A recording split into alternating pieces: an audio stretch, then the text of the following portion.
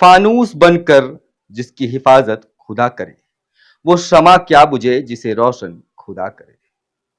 जोहार, मैं हूं सनी। आज हम बात करेंगे एक ऐसे हादसे की जिसने पूरे देश को हिलाकर रख दिया। 12 जून 2025, अहमदाबाद का सरदार वल्लभ भाई पटेल अंतर्राष्ट्रीय हवाई अड्डा। एयर इंडिया की फ्लाइट AI-171 लंदन की गैटविक हवाई अड्डे के लिए उड़ान भरती है। 242 लोग सवार है, 230 यात्री और 12 क्रू मेंबर। लेकिन टेक ऑफ के महज 59 सेकंड बाद वो बोइंग 787 ड्रीम लाइनर मेघानी नगर के पास बीजे मेडिकल कॉलेज के हॉस्टल में जा गिरता है।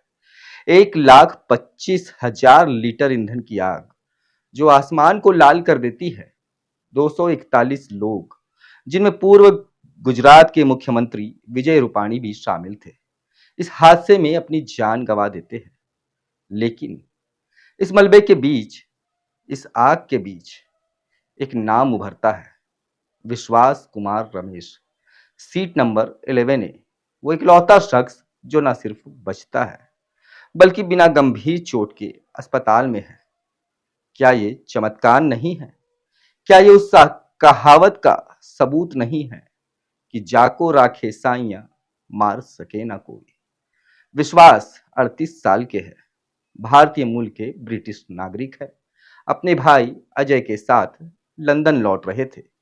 टेक ऑफ के 30 सेकंड के बाद एक जोरदार धमाका होता है। विश्वास ने एक पत्रकार को बताया, मैं उठा तो चारों तरफ लाशें ही लाशें थी। मेरा भाई अजय दूसरी पंक्ति में था, मैं उसे ढूंढ नहीं पाया। विश्वास की सीट प्लेन के उस हिस्से में थी जो हॉस्टल की इमारत पर नहीं गिरी। उनका दरवाजा टूटा हुआ था और वो बाहर निकल आए। ना कोई गंभीर चोट और ना ही कोई जलन। 1.25 लीटर ईंधन की आग में जहां सब कुछ जलकर राख हो गया, वहां विश्वास का एक बाल तक नहीं जला। जैसा कि कहा जाता है, राम राखे 30 को, कौन उबारे नाही। ईश्वर ने विश्वास को चुना और वो बच गए। लेकिन इस चमत्कार के पीछे एक त्रासदी है जो दिल को चीर देती है। 241 लोग, जिनमें 169 भारतीय, 53 ब्रिटिश और 7 पुर्तगाली और एक कनाडाई नागरिक थे। इनमें बच्चे थे, जैसे उदयपुर के शुभ मोदी और उनकी बहन शगुन। इनमें बुजुर्ग थे, जैसे सोलापुर के महादेव पवार और उनकी पत्नी आशा। इनमें डॉक्टर भी थे, मेडिकल कॉलेज के छात्र थे जो हॉस्टल में खाना खा रहे थे। और फिर वो पायलट कैप्टन सुमित सबरवाल, जिनके 8200 घंटे का उड़ान अनुभव था। वो अपने 90 साल के पिता के देखभाल के लिए नौकरी छोड़ने वाले थे। लेकिन नियति को कुछ और ही मंजूर था। इस हादसे ने हमें फिर याद दिलाया कि जिंदगी कितनी नाजुक है।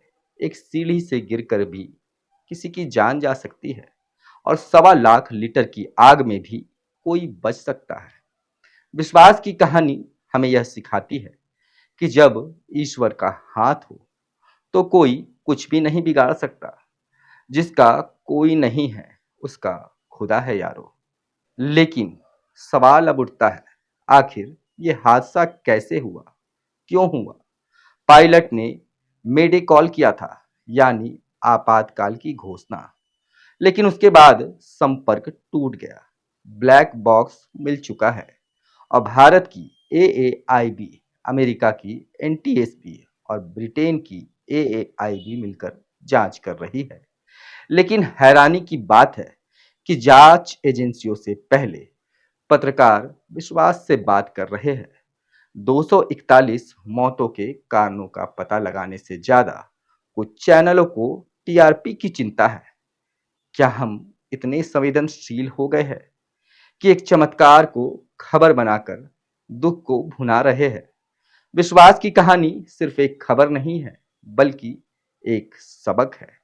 वो हमें बताता है कि जिंदगी अनिश्चित है, लेकिन उम्मीद कभी नहीं मरती। विश्वास आज अस्पताल में है। उनके भाई नयन ने कहा, वो फोन पर बोला, कि हाँ, मैं जिंदा हूं, लेकिन मुझे नहीं पता कि कैसे। विश्वास का जिंदा बचना उन 241 परिवारों के लिए एक संदेश है जो अपने अपनों को खो चुके हैं। ये संदेश है कि दुख कितना भी बड़ा हो, जिंदगी को एक मौका और देना चाहिए। जैसा कि गुजराती में कहावत है, जिंदगी ने जख्म दीधा, रण पर हम रण दीधु। जिंदगी ने घाव दिए, लेकिन मरहम भी दिया है। इस हादसे ने हमें बहुत कुछ सिखाया है। ये सिखाया है कि जिंदगी एक धागे से नहीं बंधी है। ये सिखाया है कि जब सब कुछ खत्म होने लगे, तब एक विश्वास बाकी रहता है। और ये सिखाया कि ईश्वर जिसे बचाना चाहे, उसका कोई कुछ भी नहीं बिगाड़ सकता। उन 241 आत्माओं को श्रद्धांजलि, जिन्होंने अपनी जान गंवाई, और विश्वास को सलाम, जिन्होंने हमें उम्मीद दी। जाको राखे साइयां, मार सके ना कोई, बाल ना बाका हो सके, जो जग से लड़े वो सोए। जोहार।